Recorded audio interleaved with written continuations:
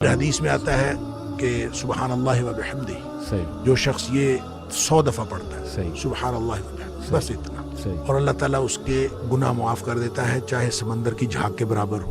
यानी जितने भी गुनाह हैं अल्लाह सही। ताला माफ़ कर देता बिल्कुल। है। इसी तरह जो अल्लाहुम्मा अजिरनी मिनन नार है, जी हाँ। ये 7 दफ़ा अगर कोई शख्स सुबह के वक्त पढ़ ले, सही। 7 दफ़ा शाम के वक्त पढ़ सही, ले, सही। अगर उस दिन में और उस रात में उसकी मौत आ जाए तो अल्लाह ताला जन्नत अता फरमा देगा। फिर सैयदुल इस्तिग़फ़ार है, ये तो मैं समझता हूँ शॉर्टकट्स है।